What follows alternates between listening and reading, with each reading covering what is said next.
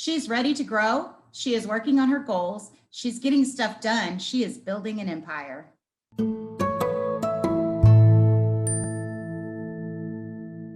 Welcome back, everyone, to episode 4 of Unapologetically Unscripted. I'm super excited to share some things with you guys this week. One of the topics that we wanted to discuss was my nonprofit, which I started in January with my daughters as a passion project for the 3 of us, and it's called The Burning Bra. And why did we name it The Burning Bra? We named it The Burning Bra because we looked back upon history and we saw back in the 60s and 70s when the women's rights movements really became a thing, and the women had they were fighting for their right for equality. So they took to the streets and they, burned their bras allegedly, but there were really just giant trash cans that said burn bras here. There were some bras burned, but not everyone burned their bras.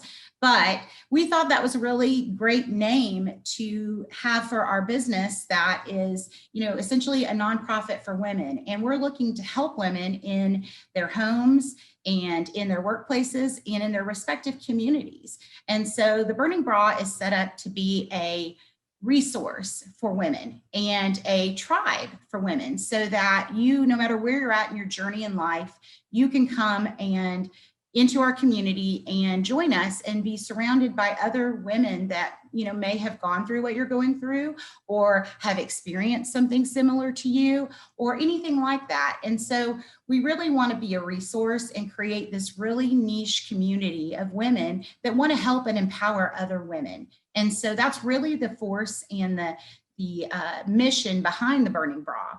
And I want to talk a little bit about the pieces of it that are super important. And for me, it's women's empowerment.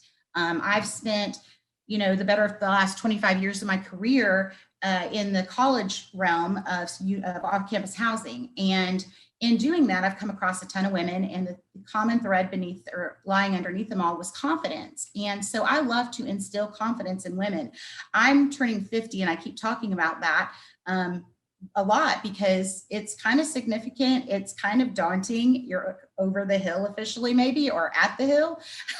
And, I want women in their 30s and women in their 20s to know that they can dream big and that they can accomplish it and they can do anything that they set their minds to. And so for me, the Burning Bra is about empowering women and finding like-minded women that want to help and provide and lean in where they can and be a support. And then for my oldest daughter, Britt, she's really passionate about infertility and about adoption and fostering to adopt. She has adopted 2 sibling boys this year and in the process of a potential another adoption. She's fostering currently, but she really, struggled on the infertility road and with miscarriages, and I suffered a miscarriage. And so there are tons of women that go through these things that they feel like they have to burden or carry or shelter on their own. And we don't want them to have to do that. And so Brittany's really dedicated. She really works closely with the Call in Northwest Arkansas where she lives. And she just really, you don't have to adopt a child. You don't have to foster a child. You can do so many other things to help all the kids in the system. And that's really where her heart is and where she really wants to shine and share. And so, that's her leg of it. And then Ashley, my youngest daughter, she was in law enforcement. She's recently resigned from law enforcement, but she spent a lot of her time in domestics and in sex trafficking cases. And so she really, wants the resources to help women get out of situations that are not healthy and out of situations that are harmful or endangering, and really be able to make a difference and impact them in their life and provide them with the resources that are out there that they just may not know about or maybe too scared to go and experience.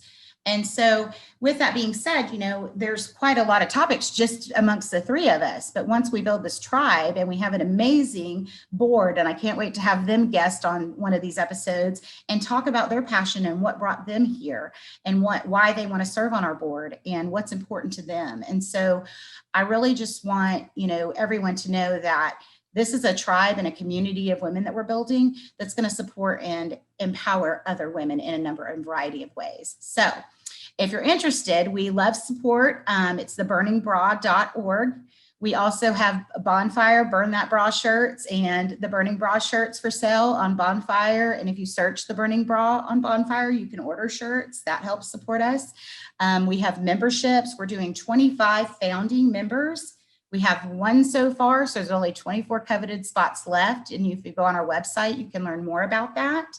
And then we have memberships. And so how we are going to support women will be in a variety of ways, resources primarily, but we also want to get to a place where we're able to have some conventions or meetings each year. And so we want to do some of those conferences was the word I was looking for. One is to do some of those conferences where we can either do them remotely if we're not able to meet a couple of times a year, and then have one really big in-person conference each year. So we'll be looking forward to building that for 2022, and there will be more to come on that later.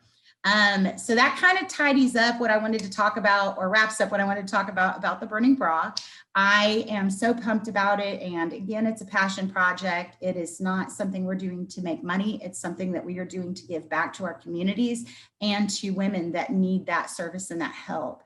And so that kind of tidies that up. Back to the Monica Morgan story. Our house is empty. So this is my old office that I'm sitting in the floor in, and my computer's on a tote, ready to go out the door. And Danny and I are getting ready to start our adventure. And so that's something we really want to share with you guys on this podcast as well. We have gone from having a 4,000 square foot home down to a 10 by 15 unit storage unit of all of our belongings. And that's a lot. If you guys don't know, when we moved into this house, we had 3 10 by 20 units, and that didn't even hold it all. So we have gotten rid of a lot. We've been packing, we've been going through things, which has been 50% fun and 50% exhausting and crazy. But nonetheless, we're super pumped. We are going to close on our house tomorrow at 3 p.m. and we're super pumped about that. And then we're going to take some little road trips and be stationed in Florida for about 3 months. In the Gulf. So there's worse places I could get stationed for work. So not bummed about that at all. And then we're going to buy our seismic and hit the road. So the Jayco seismic, I'm not plugging for them. This is just because I've done my research and I actually absolutely love their product. But that's what we're going to get. We're not getting the biggest and the best because you can't get everywhere with the biggest one, which is interesting. But nonetheless, to get into the state parks, you need to be 35 feet or less in length. So this adventure will be fun. We have a pile of things to go onto the RV. We are going to split our trip to be half Airbnb hotels and half the RV. And really, we want to travel every state. We're going to take that map that takes us across every state in the US, and where you have no time schedule, I'm able to work remotely and fly out where I need to. So it's going to be a really exciting adventure, and we're going to be excited to share it with you guys in future episodes. Well, that wraps up today, guys. I want to say thank you so much for listening in. And if you want to see what happens on our next adventure, stay tuned and catch us on the next episode. Take care and have a great week, guys. Bye. Hey, guys, if you like this episode, please hit like and subscribe.